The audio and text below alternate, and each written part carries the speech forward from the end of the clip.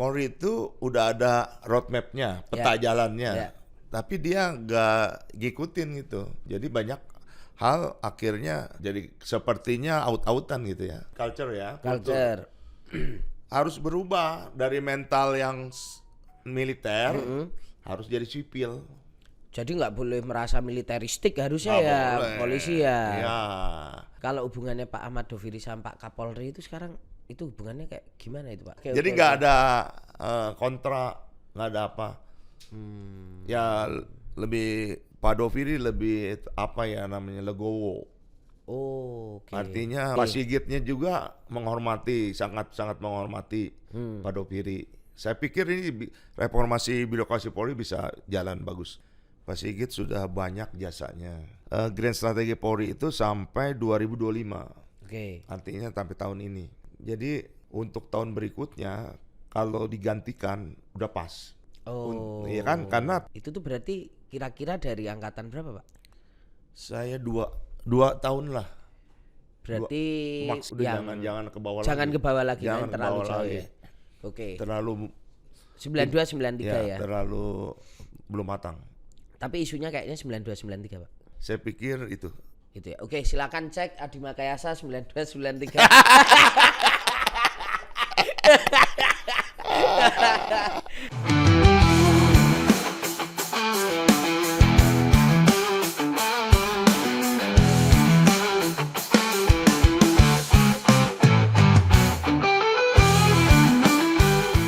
Sahabat Kompas.com, bertemu lagi bersama saya Tatang Guritno di acara Kelas Wahid unggulan nomor 1 Kompas.com. Gaspol, ngobrol ngegas pasti nampol. Ya.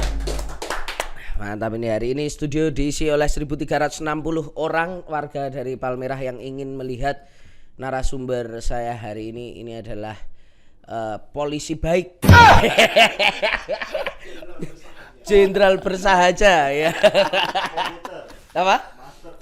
Master komputer, tukang naik KRL ya kan, jenderal naik KRL. Tapi itu uniknya ya kan. Kita sudah bersama Ihsan Purnawirawan Yehu Wangsa Jaya. Pak Yehu, selamat pagi. Selamat pagi. Terima kasih udah diundang loh. Gaspol namanya ya. Gaspol Pak. Wah, meledak nanti. Iya, ini kalau gaspol ini malah kameramen ini malah tukang naik kendaraan pribadi malahan Pak. Kurang. Iya. Padahal kan infanteri ya Pak, jenderal aja naiknya ini. Iya. Apa angkutan umum. Tapi Pak Yu, kenapa kok sampai sekarang setelah pensiun masih sering pakai kendaraan umum kemana-mana? Ya kalau ada rutenya kan tetap kita harus pakai itu ya. Kata dulu kan saya udah bilang di Kompas.com itu TV bahwa apa yang sudah dibangun pemerintah itu harus digunakan. Kalau enggak ada siapa lagi? Termasuk pejabat-pejabat ya Pak, pakai itu ya. Pejabat di luar negeri pakai itu loh, pakai angkutan umum. Nggak pakai tutut ya. Nggak pakai tutut, sekarang lagi ramai itu Pak. Iya. Pak, tapi apa Pak? Enaknya apa Pak? Ini kan kalau ada pejabat-pejabat yang nonton ini, kan kebayang biasanya udah seringnya pakai mobil pribadi, duduk di belakang pakai sopir. Tapi enaknya pakai kendaraan umum itu misalnya katakanlah apa? Pak Yu kan biasanya apa KRL gitu ya, MRT, lain. Busway. Ya. Itu enaknya apa Pak? Tepat waktu. Oke. Ya, tepat waktu. Saya bisa belajar dari masyarakat. Belajarnya gimana tuh? Jadi ngobrol gitu? Ngobrol atau ada lucu-lucu lah gitu kan masyarakat Indonesia. Tapi sekarang saya lihat udah banyak yang berkembang loh. Saya kan melakukan itu karena saya dulu sekolah di luar kan. Jadi saya melakukan itu pertama waktu di luar tuh kaget juga kan. Waktu di luar tuh di mana? Di Jepang. Di Jepang. Saya kaget juga kan. Loh, kok hampir semuanya kok bisa gitu ya? ya? Mereka mau pakai dasi, pakai jas, foto keren-keren lah. Iya. Kalau mau kok kita, berarti ini kan keren nih. Kalau naik MRT itu gitu. Makanya saya jadi ketagihan gitu. Pas Indonesia punya, kenapa nggak coba? Di Singapura juga kan udah jalan ya. Di jalan. Saya nggak pernah kalau ke Singapura tugas ataupun tetap pakai MRT kemana-mana. Jadi malah lebih nyaman pakai itu ya Pak. Sekalian tepat ngobrol waktu. tepat waktu. Ya ngobrol. Oke, Pak. Sekarang kita masuk nih ke langsung ngegas nih Pak aku Pak. Soal Pak yang lagi bukan lagi rame Pak, tapi menjadi salah satu tuntutan lah pasca kemarin demonstrasi kerusuhan 25 sampai 31 Agustus kan ada desakan untuk melakukan reformasi di tubuh kepolisian, Polri gitu Pak. Nah, kemarin kan Pak Ahmad Doviri juga udah diangkat tuh sama Pak Prabowo sebagai penasehat dan nanti masuk ke struktur komite atau ya itu ya soal reformasi Polri itu. Komite kan Pak. Pak iya dulu nih aku pengen tanya nih. Bapak sepakat gak kalau situasi di internal Polri itu memang banyak masalahnya gitu sehingga butuh reformasi gitu? Masalahnya begini ya. Saya lihat Polri itu udah ada roadmap-nya, peta jalannya, tapi dia nggak ngikutin gitu peta itu. Jalan reformasi itu. Contohnya saya dari rumah ke sini, saya itu pakai map loh. Oke. Saya takutnya kan nggak tepat waktu ke sini, salah. Jadi saya pakai map. Jadi dari pakai map itu berarti sampai sini tepat, berhasil, tujuan tercapai, kita bisa ketemu, ya. Kenapa di Polri udah ada mapnya, ya road mapnya, peta jalannya, kenapa nggak diikutin gitu peta jalannya itu? Jadi banyak hal akhirnya jadi sepertinya out-outan gitu ya, sepertinya kacau. Mungkin ada ini mesti jalannya lurus, dia harus belok dulu ke kanan atau ke kiri. Kenapa nggak ngikutin jalan ini lurus aja gitu? Ini sebentar Pak, peta jalan apa Pak? Reformasi, pembenahan di tubuh internal atau gimana peta ini? Nah segini, Polri itu lahir dari Polri yang sekarang modern itu lahir dari rahim reformasi 1998. Pemisahan ABRI menjadi TNI betul. dan Polri ya. Dari ABRI dan Polri, dari TNI dan Polri. Ya. Ini waktu itu langsung dibuat namanya reformasi birokrasi Polri, ya kan? Memisahkan antara Polri dan TNI. Ya. Jadi kita ABRI itu udah nggak ada lagi. Dulu saya ini produknya ABRI. Masih jadi satu kan Pak? Masih jadi satu. Saya masih di bawah Angkatan Bersenjata Republik Indonesia, ya kan? Nah, setelah reformasi 98 kita kan berpisah. Nah, ini menjadi mandat secara formal. Ini kan bukannya kaleng-kaleng. Ini pakai Inpres nomor 2 tahun 99. Diperkuat pakai ketetapan MPR Republik Indonesia nomor 6, nomor 7. Jadi kita di Polri ini diamanatkan untuk menjadi institusi kepolisian, ingat ya, sipil yang mandiri dan profesional. Institusi kepolisian sipil yang mandiri, dan profesional. Jadi kita harusnya ke arah situ dong, ya kan? Karena itu cita-cita reformasinya untuk Polri. Cita-cita reformasi itu ya? Supaya kita menjadi polisi sipil. Nggak boleh lagi kita kayak militer. Tapi kan masih juga terjadi ya? Terjadi. Gaya kita masih gaya militer. Harusnya dari penampilan aja lah. Ya kan? Umpamanya dari seragam uniform kita. Kita harus meninggalin gaya-gaya militer itu. Jangan, walaupun sekarang malahan ormas pakai gaya militer. Iya, malah banyak itu Pak ya. Orang-orang, iya, organisasi LSM pada pakai baju militer. Mestinya nggak, orang sipil ya pakai baju sipil. Harusnya kalau polisi gitu pakai santai-santai sipil gitu ya Pak ya? Bukan, jangan kelihatan yang baju seragamnya gitu kayak tentara begitu. Itu sebenarnya. Jadi masyarakat pun kalau ngedeketin nggak ada jarak gitu. Jadi nggak sungkan gitu ya Pak, nggak takut gitu ya kalau ngobrol gitu ya sama polisi ya. Di sini ada implementasi RBP itu. Dibagi dalam gelombang 1 2004 sampai 2009. Fokusnya ada 5. area perubahan. Oke. Ya, jadi dari 2004 sampai 2009 itu dari 5 tahun berarti ya, Pak? Iya. Ya benar 5 tahun. 5 tahun dirubah. Oke. Ada perubahan walaupun tidak signifikan. Gelombang 2 2011 sampai 2014. Ini melanjutkan cakupannya tapi lebih luas. Kita punya namanya Grand Design Reformasi Birokrasi Nasional dari 2010 sampai 2025. Jadi masih berlaku 15 dong. tahun masih jalan dong. Iya. Nah, di sini dikeluarin peraturan presiden nomor 81 tahun 2010. Oke. Mewajibkan 8 area perubahan. Kata kuncinya perubahan.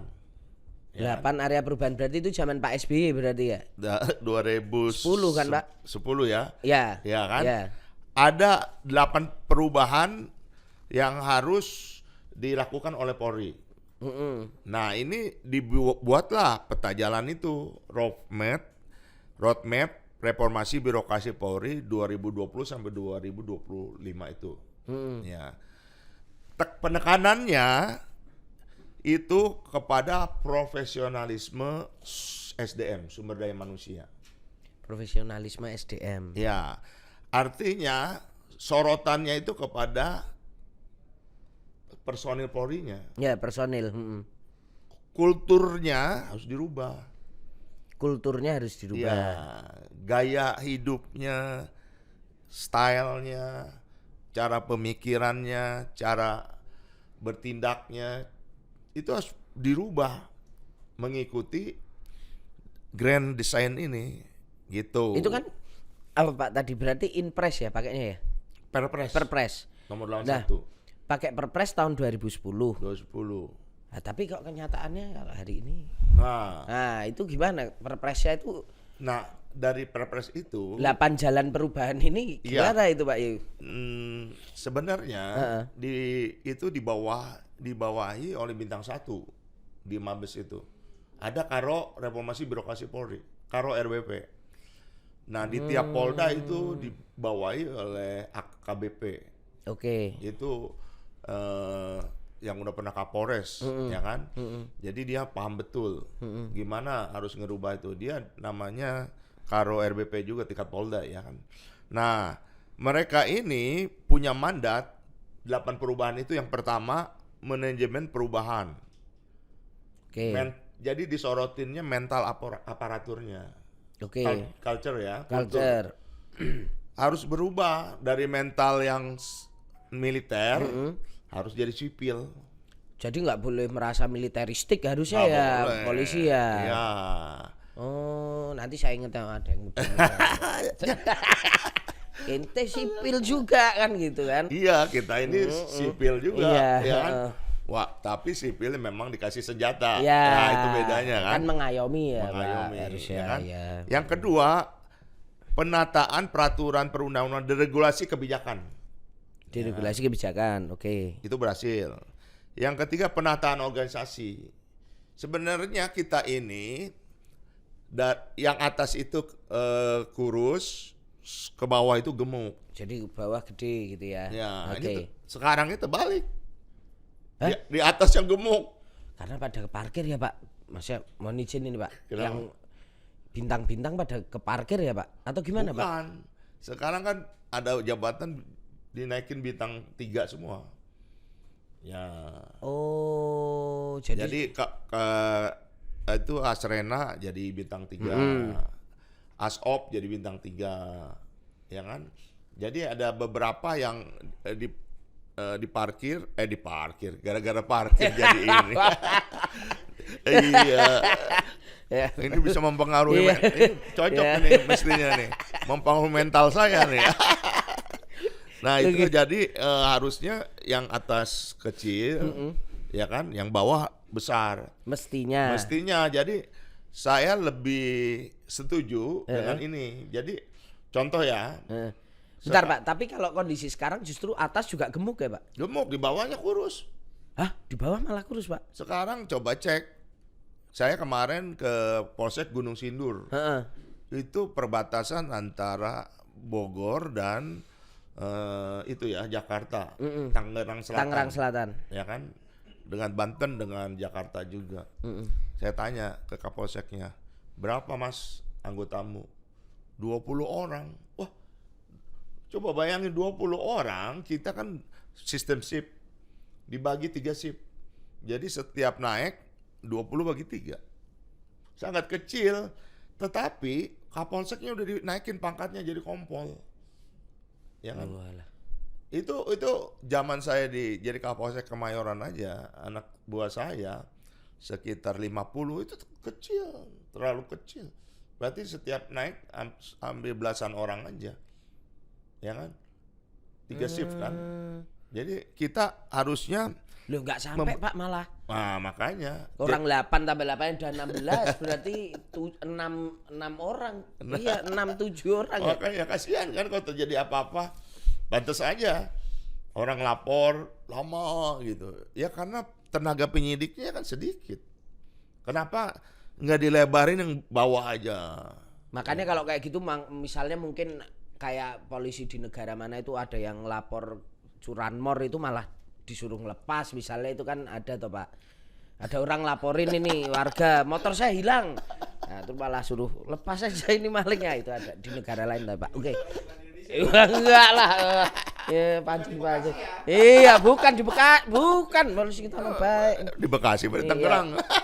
Orang di balik layar ini pemirsa ini ya, sahabat terus mancing-mancing. Oke Pak, lanjut. Jadi menyedihkan kalau terjadi seperti itu karena memang dia sedikit kan Ya. orangnya. Ya. Jadi ini menjadi kegagalan menurut saya. Ya kan? Itu nggak jalan Nggak berarti ya Pak. jalan. Oke. Keempat itu penataan tata laksana. Ya. Penataan tata laksana. Ya, harusnya pelaksanaan itu tertoto gitu Ya, kan, ketoto. ditata betul-betul sesuai dengan kegiatan yang ada dalam masyarakat. Ya. Itu misalnya gimana Pak? Itu bahasanya birokratis banget ya. Yang Iya. tata Jadi laksana. jangan semakin jauh dengan masyarakat, harus dekat dong dengan masyarakat. Sekarang saya tanya, Oke. Mas Tatang ya, Heeh. siapa Babin Kaptimasnya? Wah. Ya saya nongkrong deket sini sih Pak memang, tapi ya sih kadang lihat babingan. Kalau ngobrolnya nggak nanti kenal. besok nanti kita selesai ini kita tanya satpam di sini. Kalau Babin Kaptimas ini siapa? Ngapain nggak tahu. Terus kalau terjadi apa-apa terus kamu Ke siapa? ke siapa? Coba nomor telepon polsek, nggak tahu juga dia. Oh, Harusnya iya. kita punya namanya seperti 911. Dulu saya buat itu Oh iya sempat Pak. 112 dulu. Itu kalau ditelepon kan nggak ngangkat, kadang-kadang susah. Saya buat waktu saya jadi kepala bidang TI, Teknologi Informasi Kepolisian di Sumatera Utara.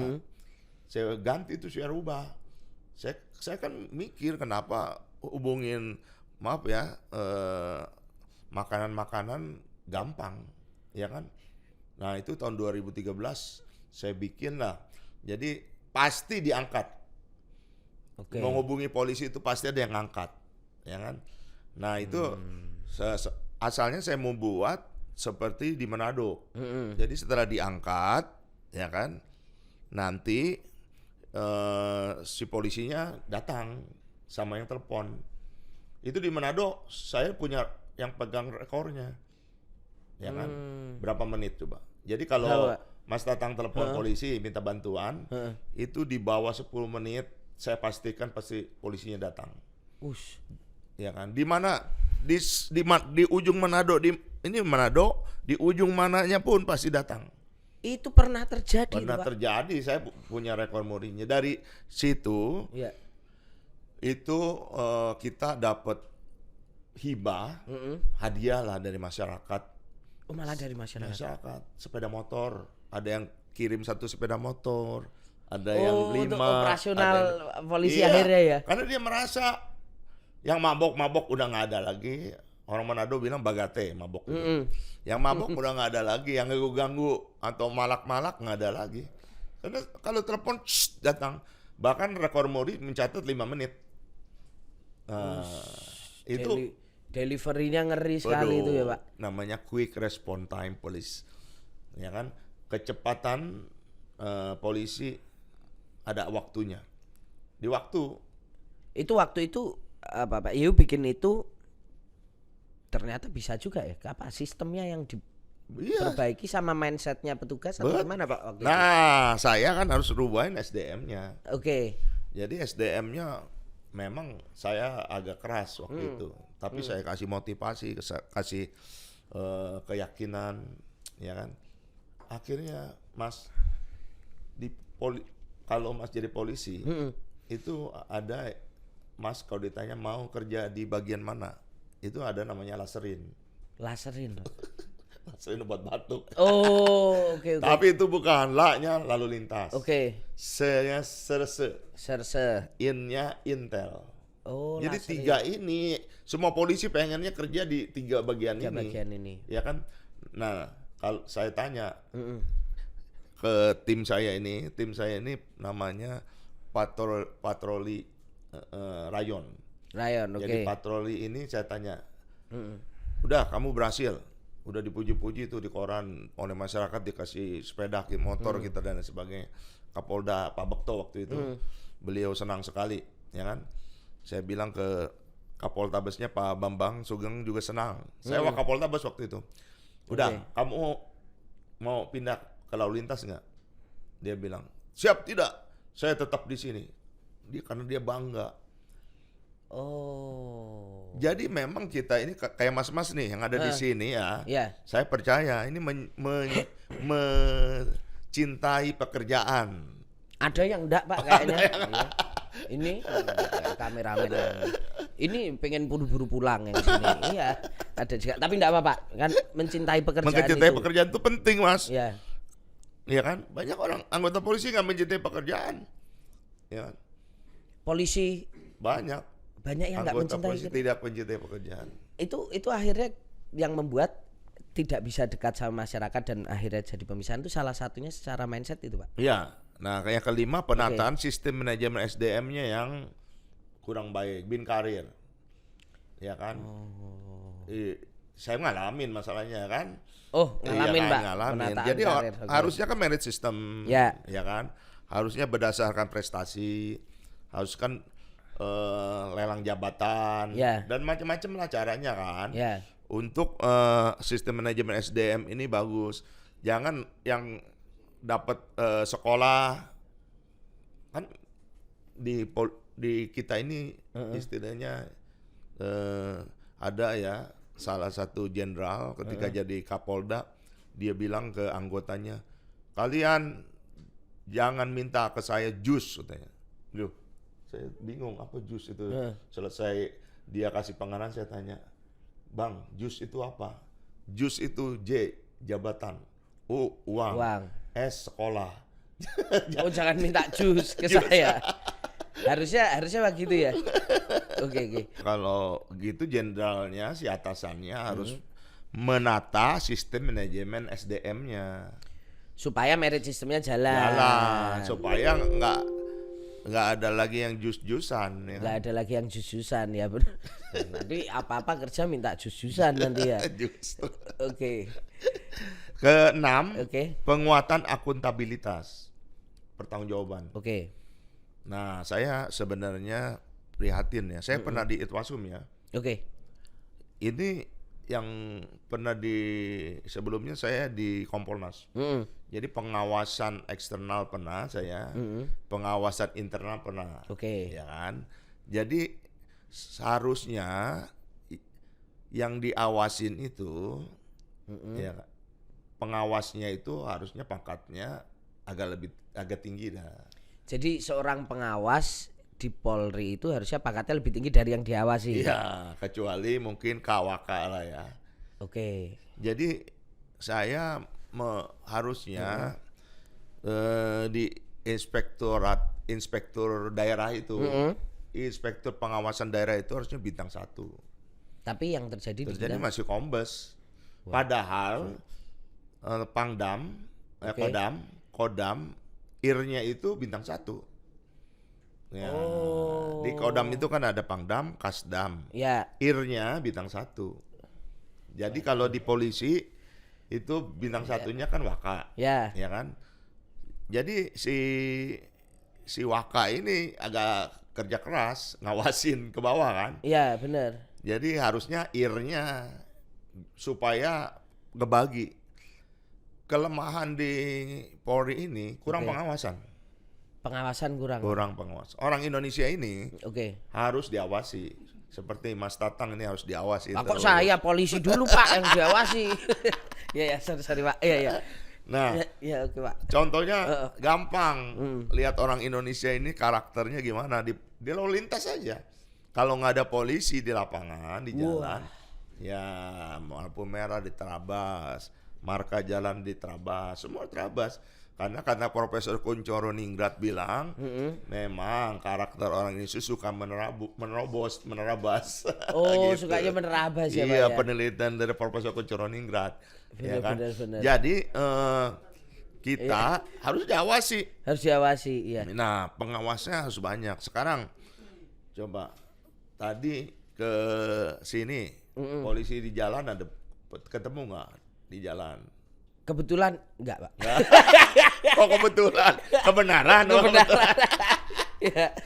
Karena polisinya itu yang tugas di sana nggak ada kan? Karena dia kurang pengawasan. Coba kalau di situ berdiri bos, umpamanya kan ada kanitnya. Oke. Di bawah kanit ada kasubnit, di bawah kasubnit ada perwira nit, Iya. unit, Iya. panit, kasubnit, kanit, terus di atasnya ada kasubdit, Oke. ya kan, wakasubdit.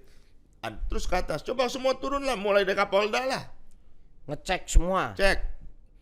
Itu harus ada di jalan. Wah, anak buah standby itu langsung ya. Nah, iya General ya? dong, jangan Iya kan? hanya kalau pejabat lewat baru pada berdiri. Tapi enggak juga Pak. Mas Tatang lewat baru berdiri, jangan-jangan. Tapi enggak juga Pak. Saya tuh sering bingung ini Pak.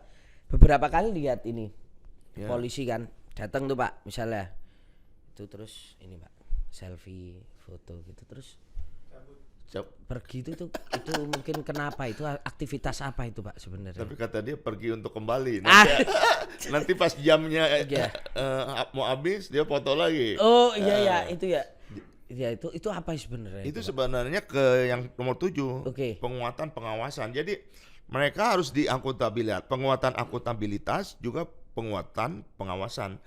Tapi saya kan pernah jadi Kasat Lantas di Jakarta Pusat. Oh, pernah kasat Lantas Jakarta Belum ada Pusat? smartphone, belum ada yang macam-macam lah. Oke. Jadi CCTV itu di Jakarta Pusat itu pertama kali ada CCTV itu zaman saya. Karena saya yang masangnya. Nah, karena saya harus ngawasin. Tapi ada caranya. Saya di Tugu Tani itu nggak punya CCTV. Oke. Ya kan? Handphone gimana caranya? Masih telepon PSTN. Itu tahun berapa itu Pak? Waduh. Kasat Lantas Jakarta Pusat 2001 itu.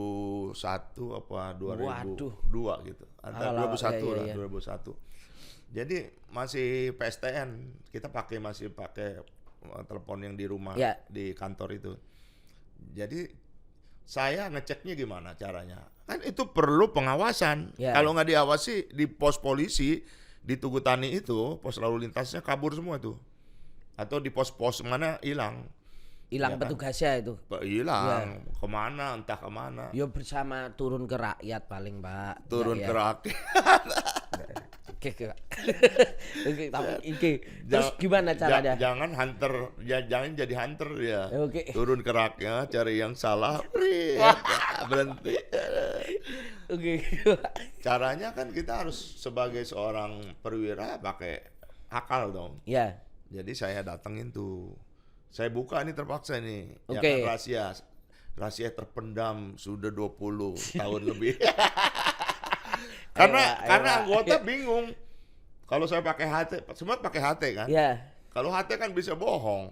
Kalau sekarang nggak bisa bohong. Oke. Buka kameramu. Kalau HT kan 10.2, di mana kamu? Ya. Ya kan? Siap. Di Tugu Tani. Nah, kita percaya aja. Tapi benar nggak dia di Tugu Tani? Bener ya. Ternyata nggak bukan ditugutani. Oh, saya hukum. Nah, setelah itu saya mikir gimana caranya saya supaya tahu. Nah, akhirnya saya bisa tahu dia.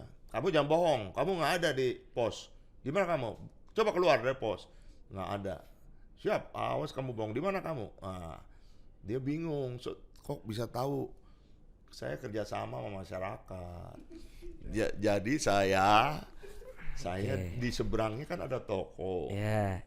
Itu kan depan pos tadi itu kan. Iya. Ya. Jadi saya bilang ke yang pemilik toko, ngobrol-ngobrol deketin. Seminggu saya galang itu. Istilahnya saya penggalangan. Nanti tolong ya kalau saya telepon, nanti saya tanya ada anggota saya situ, tolong kasih tahu ya ada apa enggak. Nanti saya ini enggak, saya rahasiakan. Nah, sekarang 20 tahun kemudian saya bongkar. Ternyata yang rumah seberang-berang itu kan, Pak. Iya. Nah, sekarang artinya zaman canggih. Ya kan? Kita udah bisa harusnya pakai smartphone itu. Pengawasan itu. Sebenarnya bisa lah RBP ini, Reformasi Birokrasi Polri ini. Kita jalanin dengan baik, ya kan? Pak, tapi kalau cuman foto ngirim ke WhatsApp, komandan lihat, ya itu enggak. Kan belum tentu stay di situ, Pak. Makanya si komandannya jangan juga Pangkodamar. Apa Pangkodamar? Panglima komando dalam kamar. Nggak boleh Pangkodamar berarti ya. Jadi dia di ruangan aja kan, nggak pernah turun, ya kan? Gini ngecek cuman dia nggak boleh, makanya dia harus turun, pengawasan juga. Nah, yang terakhir areanya meningkatkan kualitas pelayanan publik, ya kan? Udah banyak perubahan di Polri, SSB, namanya SIM, STNK, BPKB. Itu pelayanan yang dibutuhkan oleh masyarakat. Udah itu, Pak. Udah perubahan udah banyak lah. Karena mereka memakai IT. Jadi lalu lintas memanfaatkan IT. Itu kan pertama saya waktu AKP, waktu saya jadi Wakasat Lantas di Poltabes Medan, saya kan yang nyiptakan ujian teori SIM berbasis komputer. Pakai komputer ya kita ya. Itu yang ini teorinya. Ini teorinya tok, Pak. Teorinya. Waktu praktek dipindah saya. Gitu. Mau bikin yang mau praktek udah dipindah gitu. Makanya prakteknya motor itu kan gini banget itu. Waduh, belokannya itu ya. Jadi udah banyak perubahan karena semua pakai IT. Makanya saya mengusulkan ke kawan saya Jenderal Ahmad Doviri untuk RBP ke depan kita pakai IT. Saya punya buku saya tulis namanya Pemolisian Digital. Dengan Artificial Intelligence. Itu saya udah tulis buku beberapa tahun lalu. Saya mengajak polisi-polisi untuk pemolisiannya pakai digital policing. Selain pemolisian yang lain. Itu konsepnya gimana, Pak? Jadi pemolisian kan kita namanya Polmas dulu. Ya kan, community policing, pemolisian masyarakat. Nah, itu jangan dihilangkan tetap, tapi sekarang kita tambahkan dengan digital. Contoh, kalau umpamanya Babin Kaptimas sambang tatap muka, ya kan, dia ada kewajiban tuh si Babin Kaptimas itu sambang tatap muka mengunjungi masyarakatnya. Nah, itu dulu pakai buku, pakai tulis terus minta. Sekarang enggak, umpamanya kita mungkin pakai handphone, pakai IT ya. Bisa. Terus ngobrol dengan masyarakat, foto, terus masyarakat suruh ngomong apa keinginannya untuk polisi dan lain sebagainya, itu kumpulkan. Itu nanti gabungin satu, suruh artificial intelligence menganalisa, bisa. Oh, maunya si masyarakat di kampung ini, di desa ini, di kelurahan ini maunya. Itu bisa. Oh, jadi bisa menangkap itu. Bisa menangkap. Masyarakat di situ pengennya apa gitu ya, Pak? Ya, terus sekarang patroli, coba berdasarkan apa patroli? Ya. Polisi patroli itu harus ada dasarnya. Bukan cuman jadwal terjadwal. Bukan Pak. jadwal. Bukan ya Pak. Saya kira jadwal doang Pak, enggak ya ternyata. Terus tujuannya, arahnya, Oke. tempatnya mau kemana dia harus ada. Jangan hanya keliling-keliling, jalan-jalan namanya itu. Iya. Ya kan? Enggak, harus ada. Dipatroli karena satu daerah itu rawan. Oke. Ya, kalau semakin rawan dijaga. Kita namanya pengaturan, penjagaan, pengawalan patroli itu tugas Samapta. Turjawali, ya kan? Pengaturan, penjagaan, pengawalan patroli ya. Ya, itu kalau memang rawan dijaga situ. Nah, sekarang kita tahu rawannya dari mana? Dari masyarakat. Iya. Kedua, dari laporan. Ya kan? Kita punya nggak namanya Komstab, komputer statistik seperti yang ada di Amerika, didata, semua didata, kriminalitas itu, kejadian-kejadian pelanggaran sekecil apapun didata, dimasukkan ke dalam satu analisa. Jadi dia tahu tempat-tempat yang merah, zona merah ini yang harus dipatroli, yang harus dijaga dan lain sebagainya. Jam-jam segini harus dijaga. Jam-jam segini ada, semua kan, Ya. betul kan? Ya. Sekarang ada nggak di pasar polisi? Nggak ada, Ya. ya kan? Iya. Padahal pasar itu kan crowdednya itu kan Crowded. merah juga. Iya, Iya kan? copet sering masih Copet, ya ya kan? kadang-kadang. Gitu. Ada aja gitu loh Pak. Ada. Iya. Iya. Oke. Apalagi kira-kira yang harus kita benahi banyak. saya Banyak ya. pikir. Iya. Nah, oke Pak, kalau gitu misalnya sekarang bicara soal kawan Bapak nih Pak Ahmad Doviri nih. Nah, menurut Bapak ini apa yang harus segera dilakukan atau langkah pertama Pak Doviri untuk melakukan reformasi di tubuh Polri ini Pak? Saya pikir sebenarnya tepat Presiden Republik Indonesia Pak Prabowo Subianto menunjuk Ahmad Doviri Oke. menjadi penasihatnya. Kenapa itu Pak? Yang pertama, beliau itu teman saya. Enggak ya, KKN-nya. Oke, KKN banget ini. Oke. Beliau itu leading saya, Oke. ya kan? Jadi saya tahu betul. Seangkatan ya Pak? Seangkatan, satu kor dari Oke. Jawa Barat. Kami sama-sama dari Ya. Jawa Barat. Bapak kan Cianjur ya Saya Pak Ahmad Cianjur, Doviri beliau itu? dari Indramayu. Oke. Jadi kita sering kumpul, ya kan? Jadi kita lihat ya, beliau itu Adi Makayasa. Oke. Adi Makayasa itu artinya lulusan terbaik, Ya. ya kan? Tahun 89 berarti. 89, Oke. ya kan? Pengalaman komandonya teritorial 3 kali loh jadi Kapolda. Banten, Jogja, Ya. sama Jawa Barat. Kenapa saya hafal ya temennya ya? Ya, CS. Ya, CS. Satu panda kan, Pak. Satu panda. Kemudian beliau karena dia Adi Makayasa dia betul-betul orangnya jaga bener, Lurus, tegak lurus. tegak lurus, Oh, oke. ya kan? Jadi ketika peristiwa Sambo itu beliau yang menemukan kebohongan Sambo sehingga Sambo nggak bisa ngomong lagi. Ya, katanya beliau yang mengungkapkan itu ya, Pak. Ya, Dengan ya, cara apa? Pendekatan humanis, Gimana nih? ya kan? Beliau udah ngerti pasti kan? Ya. Jadi akhirnya Sambo nggak bisa berkutik dan akhirnya disidang langsung beliau dan dipecat, ya kan? Jadi beliau itu figur yang mantap lah, Oke. ya kan? Kalau di Mabes banyak figurnya. Jadi beliau itu pernah ngejabat di banyak macam lah, ya kan? Dari logistik, Itwasum, Intel, Ya. KAM. Ya, saya pikir udah oke lah. Oke. Beliau memahami betul dalamnya Polri itu Ya. gimana. Lengkap lah ya, Lengkap, Pak. ya kan? Di bidang operasional, di bidang pembinaan, beliau tahu betul. Ya kan? Bahkan di pengawasan tahu betul.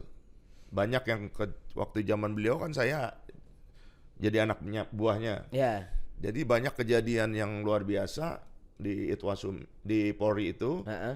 ditangani oleh beliau. Jadi akal-akalan 1001 akal anak buah ngapa-ngapain tuh udah paham ya. Sudah Pak- paham, Pak ya kan? Doviri ini ya. Ya. Ya. Nah sekarang makanya kalau ditanya Langkah pertamanya langkah yang harus pertama Pak Dopiri yang harus beliau tentunya harus sekarang tinggal berapa tahun lagi. Saya usulkan ke beliau yang pertama supaya tidak ada dusta di antara kita. Itu mah lagu kan. Kan akan dibuat kata Pak Menteri Koordinator Hukum dan HAM, Pak Yusril, Komisi Reformasi Polri. Ya. Ya kan? Mungkin kata beliau bulan Oktober. Ya. Nah, mungkin Komisi Reformasi Polri ini yang akan membantu beliau atau beliau yang mengepalai, ya kan, Pak Dopiri ini. Nah, pendekatannya saya minta Pak Dopiri yang pertama harus rangkul dulu Pak ini Kompolnas. Oh, Kompolnas. Ya kan? Oke. Karena harusnya Kompolnas. Yang Kompolnas itu penasehatnya presiden. Iya. Di bidang polisi. Kenapa kok presiden malah bikin baru membuat penasehat tingkat tinggi, ya kan? Ya. Lagi bahkan menaikkan pangkat Pak Dopiri, ya kan? Ya. Ada sesuatu selain tuntutan dari 17+8 yang kemarin. Jadi memang beliau ini, Pak Presiden ini mengakomodir semua keinginan masyarakat Indonesia, rakyat Indonesia. Jadi harus didukung. Kata kuncinya buat masyarakat harus didukung. Nah, jadi kita harus dukung presiden yang udah nunjuk Pak Dopiri ini. Berarti kita harus dukung Pak Dopiri. Nah, tapi jangan tinggalkan Kompolnas itu. Kompolnas tuh sama Pak Dopiri harus dirangkul. Karena saya pernah di Kompolnas juga. Jadi paham betul. Ya kan? Yang kedua, Pak Dopiri ya harus rangkul Kapolrinya dong. Jadi jadi dari situ jangan nanti udah kita buat masih nggak mau dikerjain, karena yang melakukannya kan si Kapolri dan ke bawahnya dan jadi anggota. Harus ada pendekatan ke Kapolri juga pendekatan. Jangan sampai mereka juga resistensi. Ya kan? Jadi Kompolnas dan Kapolri memang harus didekati gitu. Itu dulu ya Pak yang harus dilakukan secara cepat itu ya. Diajak FGD lah atau ngopi-ngopi diskusi kayak kita gini ya. Iya kan. Terus tokoh eksternal gimana Pak? Karena kan kalau kita lihat kayaknya istana juga mau mengajak Pak Mahfud MD misalnya sama tokoh-tokoh yang lain kayak untuk memperkuat tim ini. Itu Pak Dopiri juga perlu juga nggak ngobrol sama mereka. Karena gini Pak, publik itu kan kita bahas ini siapa yang ngawaki komisi reformasi Polri itu kan. Nah, betul Mas Tatang bilang Pak Mahfud MD itu dulu saya pernah jadi komandan saya. Jadi menteri ini aja belum diganti. Menteri Menko Polhukam itu ketua Kompolnas. Ya, oh iya benar ketua Kompolnas. Ketua Kompolnas itu Menko Polhukam. Itu kan berdasarkan Perpres, peraturan presiden. Nah pertanyaan sekarang udah diganti belum? Kan nomenklaturnya udah diganti, bukan Menko Polhukam lagi. Ya, Polkam aja Pak sekarang. Iya. Nah artinya Menteri Dalam Negeri itu wakilnya, wakil Kompolnas. Ada lagi di Kompolnas itu Menteri Hukum dan HAM, itu anggota Kompolnas juga. Baru isinya ada 6 komisioner, 2 pakar kepolisian, 2 tokoh masyarakat, 2 lagi pakar apa gitu, lupa lagi saya. Jadi beliau ini memang harus dirangkul, ditangkap. Nah, untuk penunjukan komisi yang perubahan Polri ini, reformasi Polri ini, tolong ditunjuk yang memang memahami Polri itu. Saya minta Pak Bekto Suprapto lah. Beliau paham betul Polri. Beliau itu atasan saya waktu Kapolda, terus di Kompolnas atasan saya juga. Beliau paham betul, ya kan. Jangan ditunjuk orang yang tidak memahami reformasi atau mantan-mantan Kapolri yang dari 2010 sampai sekarang, jangan. Oh. Orang dia nggak bisa jalan reformasi polri kan. Bener. Ya kan. Jangan tunjuk orang-orang yang nggak paham. Ya. Ya kan. Mungkin kita masukkan lagi kawan saya, bukan karena KKN, Profesor Kisnanda. Sekarang jadi KLM di Klatpol, tapi beliau akan pensiun tahun depan, ya kan.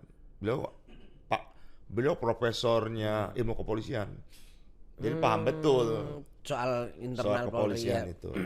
Jadi mungkin nanti siapa lagi gitu yang bisa paham betul itu ya. Ya, jadi reformasi itu bisa berjalan. Oke. Ya. Pak, tapi pertanyaan gini, kalau hubungannya Pak Ahmad Doviri sama Pak Kapolri itu sekarang itu hubungannya kayak gimana itu Pak? Karena kan penting tadi untuk kemudian merangkul supaya bisa dijalankan kan. Betul. Oleh Pak Kapolri ketika misalnya nanti rekomendasi dari tim ini reformasi Polri ini memberikan misalnya rekomendasi ini kan harus dijalankan. Nah, hubungan dua orang ini tuh sebenarnya gimana Pak?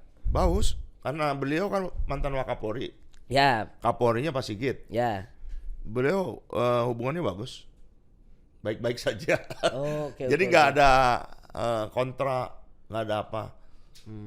Ya lebih Pak Doviri lebih apa ya namanya legowo. Oke. Artinya walaupun 2 tahun di bawah di Pak atas Doviri, Pak Sigit itu di bawah 2 tahun di bawah Pak Doviri, tapi Pak Doviri masih bisa komunikasinya baik. Jadi wakanya dulu juga. Nah, Pak Sigitnya juga menghormati, sangat menghormati Pak Doviri. Saya pikir ini reformasi birokrasi Polri bisa jalan bagus. Gitu. Oke, hubungannya baik beneran. Baik. Beneran nggak itu Pak? Beneran. Karena kan saya kenal dua-duanya. Oke. Yeah. Nah terus apa aja Pak berarti kalau gitu situasinya mungkin secara sederhana publik pengen ada gambaran tuh Pak. Tantangan untuk reformasi Polri itu berarti apa Pak yang paling besar gitu? Internal. Ini kan ini kan jadi rejuvenasi. Peremajaan kembali reformasi birokrasi Polri. Kan tadi saya udah katakan sudah oke ya, sudah jalan. Makanya saya titip pesan sekarang harus Pak nanti di komitenya itu harus orang IT harus ada di situ. Karena saya mau supaya kita menggunakan IT. Ya kan? Menggunakan digitalisasi sebagai mesin akuntabilitasnya. Karena sekarang banyak alat ukurnya nggak jelas. Ini berhasil, ini tidak berhasil, itu nggak jelas di polisi itu. Oh iya ya Pak ya. Presisi itu saya udah buatkan itu alat ukurnya. Sebenarnya alat ukurnya presisi itu ini. Nah, saya udah buatkan waktu saya menulis S3 saya, disertasi saya tentang presisi. Alat ukur presisi pakai AI. Jadi penting sekali digitalisasi itu. Ya kan? Begitu. Tolok ukur keduanya tentunya kita belajar dari negara-negara yang udah maju ya. Singapura lah tetangga kita. Mereka modelnya dilibatkan digitalnya secara proaktif dalam segala bidang, termasuk pencegahan kejahatan siber. Ini pertanyaan yang saat itu kan bukan dari saya nih Pak. Pak, ini kalau reformasi Polri ini kan rakyat itu kan kadang kan butuh sesuatu yang kayak wah kelihatan gitu Pak. Iya. Nah apakah itu juga artinya salah satu langkah yang bisa ditempuh itu adalah kemungkinan untuk mengganti Kapolri Pak? Karena kan Pak Kapolri sendiri pernah bilang kalau busuk itu kan dari kepala Pak Kapolri loh itu Pak, bukan saya loh kan, saya cuman ngutip itu. Nah itu reformasi itu apakah memang harus juga mengganti Kapolrinya atau bisa tanpa mengganti Kapolri itu Pak? Kita ukur Grand Strategi Polri yang tahap 3 itu dari 2015 sampai 2025. Itu strive for excellence. Betul nggak udah excellent polisi itu? Ternyata enggak kan? Jadi bukan berarti saya bilang Pak Sigit gagal, bukan. Ya kan? Pak Sigit sudah banyak jasanya Oke. untuk memajukan Polri, ya kan, membuat Polri semakin seperti sekarang lah, ya kan. Tapi Grand Strategi Polri itu sampai 2025, Oke. artinya sampai tahun ini. Jadi untuk tahun berikutnya kalau digantikan udah pas. Oh. Iya kan, karena tahap 3 Grand Strategi itu kan tadi saya bilang dibagi 3. 3. Tahap pertama trust building. Ya. Udah berhasil atau belum? Ketika itu dipercaya 2005 sampai 2009. Ya. Tahap 2-nya partnership building 2010 sampai 2014. Ya kan, kemitraan antara kita masyarakat, antara KL, kementerian dan lembaga dan lain sebagainya. Udah terjalin belum? Ya kan? Berhasil nggak 2014? Di 2015 sampai 2025 tahap 3 kita menciptakan polisi yang excellent. Tapi kan kita tahu masyarakat menuntut supaya ada penggantian Kapolri. Itu 17+8 juga salah satunya itu kan isunya. Supaya Kapolri diganti. Ya kan? Saya pikir untuk memasuki reformasi birokrasi Polri peremajaan ini harus baterai baru istilahnya. Baterai baru. Ngerti ya? Semangat baru. Ya. Kalau yang lama itu udah nggak semangat umpamanya. Ya. Ada istilah di kami itu baterai baru. Jadi kalau ganti pejabat baru, wah ini baterai baru nih. Jadi masih cas. Kalau handphone kita dicas kan baterai baru atau kita baru beli baterai. Baru wow masih cas gitu. Jadi memang saran saya sih beliau udah selesai. Kita masuk peremajaan reformasi birokrasi Polri ini yang baru dengan orang baru. Baterai baru. Baterai baru. Nah, kalau kriterianya, Pak. Misalnya katakanlah mencari calon Kapolri baru, itu kriterianya tuh harus yang kayak apa yang dibutuhkan? Sebenarnya saya waktu di Kompolnas kita udah coba merangkum, membuat keputusan Kompolnas ya tentang kriteria calon Kapolri. Oke. Ya kan? Itu masih relevan nggak, Pak? Bapak kan di Kompolnas soalnya 2019-2020 toh. Relevan. Kenapa? Karena gini, era 80-an itu bergeser ke era 90-an itu. Ya. Beda loh. Ya benar. Ngerti kan? Benar. Maksud saya Kapolri atau polisi lulusan Akpol. Saya minta harus Akpol ya. Ya. Jangan dari jangan dari sekolah yang lain. Ya. Kapolrinya harus Akpol. Emang ada kemungkinan dari nggak Akpol, Pak? Jangan kalau umpamanya bukan dari Akpol, Pak, bubarin aja Akpol.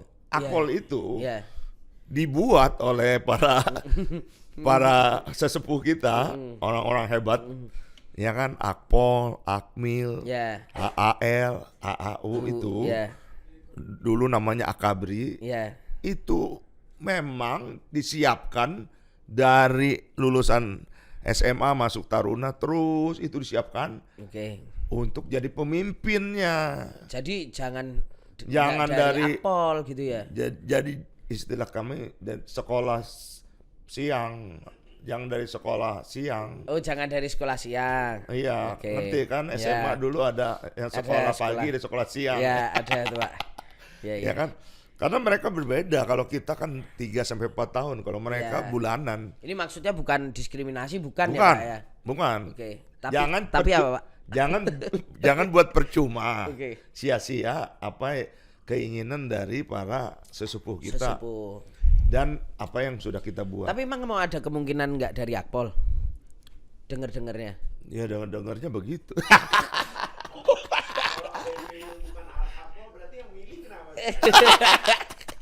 Kalau bukan dari Akpol, itu mengingkari keinginan sesepuh itu, Oh. tujuan dari sesepuh itu Oke, kan. membentuk itu sekolah. Itu harus Makanya paham. bubarin aja akademi itu, Iya, ya kan. Oke. Sabar Pak, sabar. Oke. Ya, Terus oke tadi ya. Pak kriterianya harus dari Akpol. Jadi Bagus tuh. 80 ke 90 itu menggeser. Hmm. Ada terjadi pergeseran, ya kan? Di mana tahun 80 itu sifatnya kurator. Ya kan? Kalau 90 itu sifatnya konvergen, ya kan? Oke. Jadi Perwiranya ya. enggak sifatnya. Bukan. Oh, sifatnya. Sifat orang-orang, Ya. sifat orang-orang yang dididik, Karakter. karakter dididik tahun 80-an, lulusan 80-an sama 90-an. Saya ini 80-an. Oh iya 89 soalnya. 9, ya kan? Mepet-mepet lah Pak. Mepet-mepet. Iya, 90. Saya itu seperti apa sifatnya kurator, Oke. pengurus atau pengawas institusi warisan budaya. Nah, Polri ini sebenarnya warisan, Oke. ya kan? Sebenarnya cocok. Dulu itu dipilih lagi angkatan 80-an dulu, ya kan? Tetapi ternyata Pak Jokowi memilih angkatan 90, ya kan? Ya. Itu sifatnya konvergen. Jadi menuju satu titik. Oke. Jadi terpusat dia. Dia inginnya terpusat, apapun terpusat. Ini terpusat, itu terpusat. Jadi mereka kelahiran 80 itu cenderung merasa ingin sempurna, ya kan? Sedangkan kelahiran 90 dia lebih berani untuk mengekspresikan dirinya di medsos. Kita kembali ke medsos. Makanya yang kita akan minta supaya pergantian Kapolri ini dipengaruhi oleh kondisi global, Oke. ya kan, regional dan lokal, nasional ya. Jadi diharapkan karena ini konvergen supaya Pak Presiden juga memperhatikan saran dari partisipasi medsos publik. Publik dari medsos. Oke. Ya kan ini kalau konvergen kan. Ya. Walaupun semuanya kan hak prerogatif dari presiden. Ya. Nah, lihat cari orang yang rekam jejaknya tentunya harus baik, Oke. ya kan? Jangan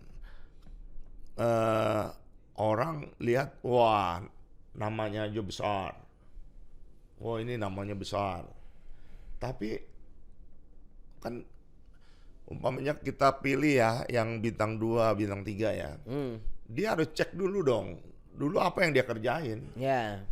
Ya. Apa yang dikerjain di reformasi birokrasi Polri?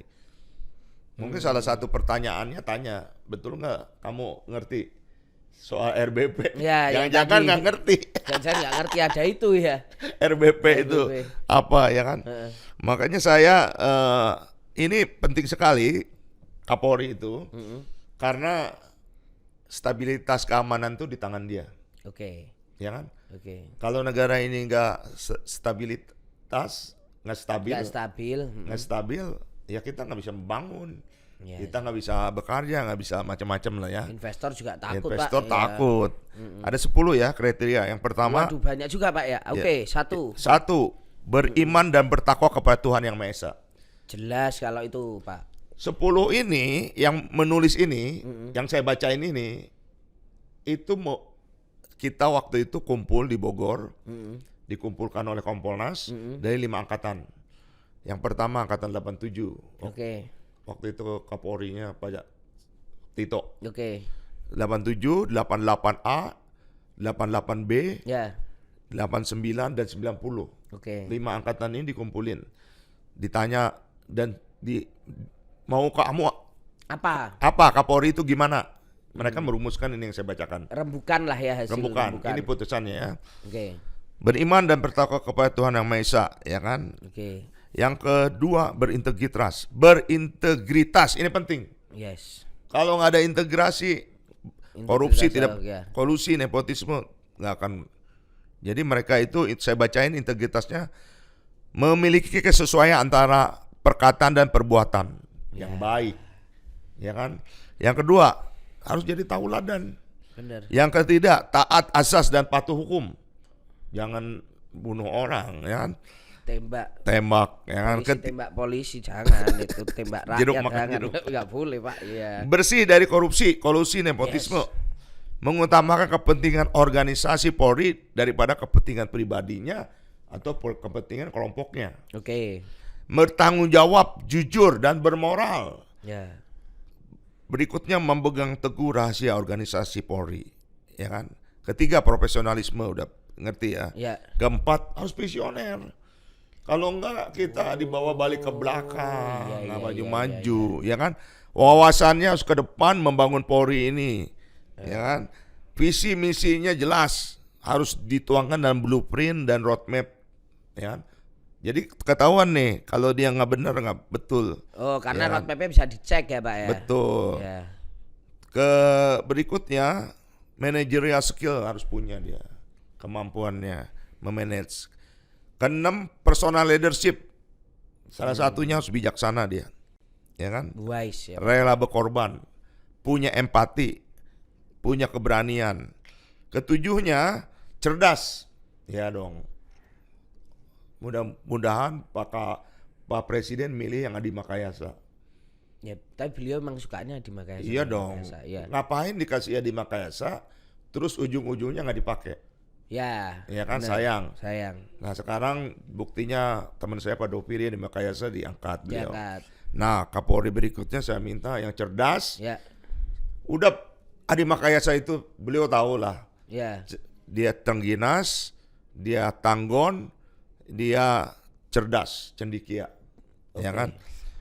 Kedelapan, berwawasan luas, tapi dia juga harus junjung tinggi tradisi kepolisian. Ada tradisi kita beda. Polisi antara polisi Indonesia dengan polisi luar negeri itu sangat berbeda. Polisi India beda ya. Aduh beda. Lah, jelas.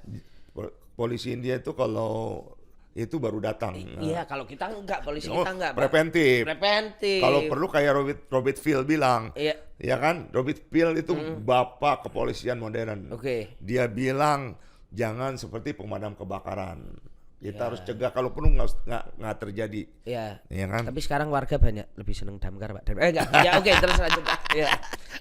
Sedih juga. Sedih juga. Ya kan? Oke.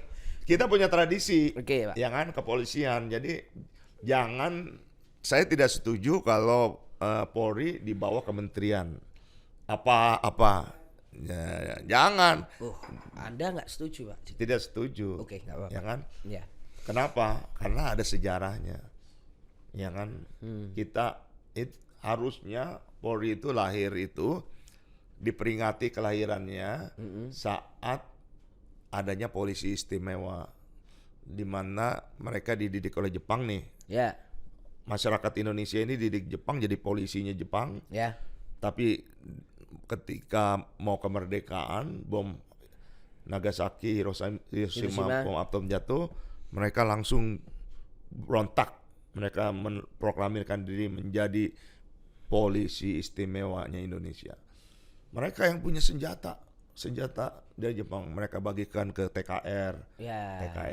Kerjasama TKR, langsung kita merdeka. Okay. Ke-9 itu networking. Harus zaman sekarang kalau nggak networking berat, ya kan? Iya. Kalau networking itu harus dekat sama siapa aja, Pak?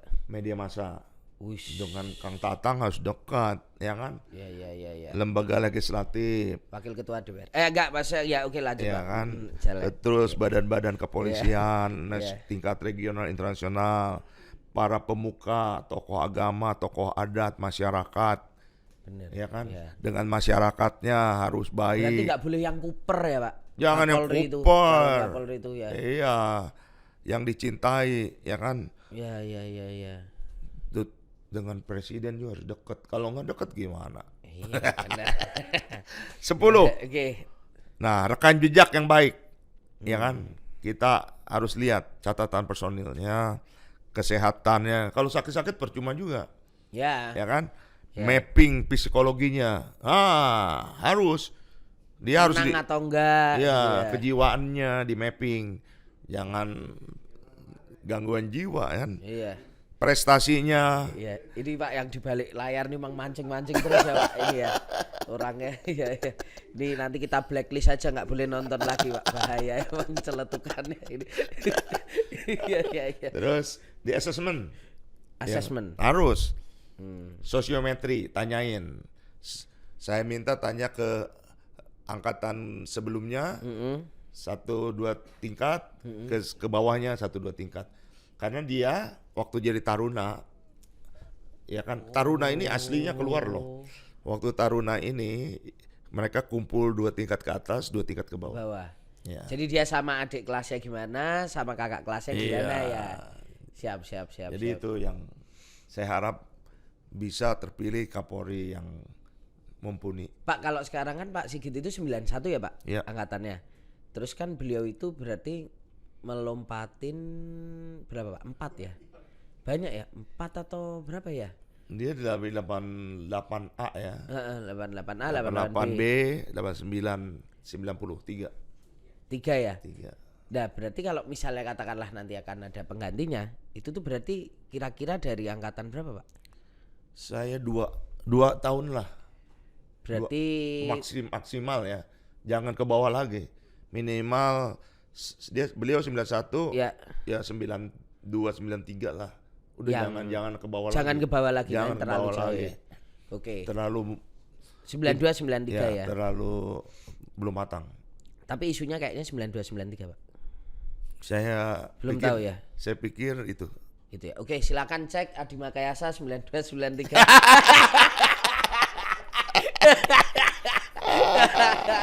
Oke. Langsung cerdas ini. Mas Tatang ini. Oke. Aduh. Siap. Pak Yu, kayaknya udah banyak ini kita bicara. Banyak ngobrol ya. Banyak kita obrol nih Pak. Nanti kita sambung lagi ya Pak untuk isu-isu Saya senang selanjutnya ya ini, bisa kan udah pensiun, kurang Ya. kerjaan kan. Diajak ngobrol banyak kerjaan. kirim-kirim tulisan lah opini ke kompas.com Pak, kolumnis Oh itu. gitu. Iya bisa Pak. Boleh. Dimasukin nggak? Dimasukin. Ada orang dalam ya? Ada. Butuh ini Pak, input pandangan tulisan-tulisan tentang reformasi Polri Iya, Pak. iya. Itu. Saya minum dulu ya biar tahu ternyata saya dikasih minum juga. Oh iya Pak, itu udah dari tadi itu Pak. Oke. Siap. Dikasih minum Saya terus tutup ya. dulu juga Pak. Siap. Pak Yud, pokoknya terima kasih, semoga selalu sehat dan terima kasih untuk masukan-masukannya. Amin. Semoga polisi kita semakin baik ya Pak ya. Semakin maju, semakin jaya, semakin modern, semakin cinta masyarakat dan dipercaya masyarakat. Asik itu. Gitu sahabat kompas.com, semoga bisa memetik obrolan saya dengan Pak Yehu. Dan semoga kita harapkan situasi kita dan polisi kita menjadi lebih baik. Akhir kata saya Tatang Gurito. Kita bertemu lagi di Gaspol, Ngegas dan Nampol selanjutnya. See ya, dadah.